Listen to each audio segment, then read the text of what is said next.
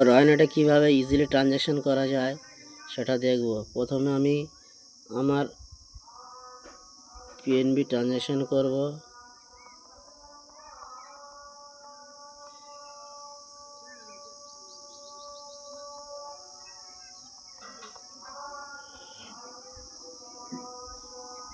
সব থেকে easily best APS হলো রয়নেট।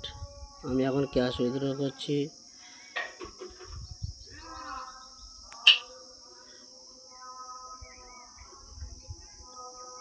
Your withdrawal transaction for ₹5,000 is successful.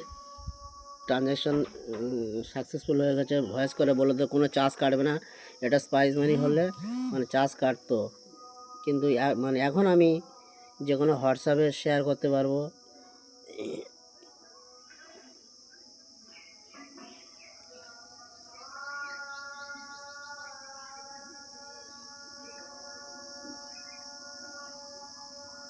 এবার ডান করে দিলাম। রয়নেটের ট্রানজ্যাকশান হিস্ট্রি করার পরে আমি কাস্টমারে 5,000 টাকা তুলেছি। এই 5,000 টাকা তোলার পর 536 টাকা আছে। এবার ওই যে মুভ টু ওই যে ব্যাঙ্কে যদি কোনো অ্যাকাউন্ট অ্যাড করতে চাই, সেখানে আমি চেঞ্জ এপিএসে ওই যে অ্যাকাউন্ট করতে পারবো। এখানে একটা আমার অ্যাকাউন্ট অ্যাড করা আছে। এবার আমি যদি আরও 2-3টে করতে চাই, এখানে অ্যাড অ্যাকাউন্ট মারবো। মারার পর এখানে ব্যাঙ্ক সিলেক্ট করবো। যে ব্যাঙ্কে আমি আইএমপিএস করবো সেই ব্যাঙ্কটা সিলেক্ট করবো।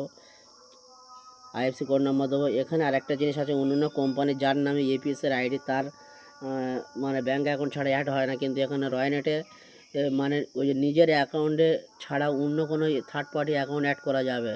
হয়তো কারোর ওই নিজের নামে আইডি আছে, কিন্তু তার বাড়ির ফ্যামিলি অন্য কোনো ওই যে মেম্বারশিপদের অ্যাকাউন্ট অ্যাড করতে পারে। তার জন্য 4 টাকা প্রথম ফার্স্ট টাইমে কাটবে অ্যাকাউন্টটা সেভ হতে। টাকা যখন আমি ওই যে মুভ টু ওই যে ওয়ালেট করবো, এখানে ওয়ালেট টু অ্যাকাউন্টে যাব, গিয়ে এখানে যাব, এখানে সাবমিট মারবো।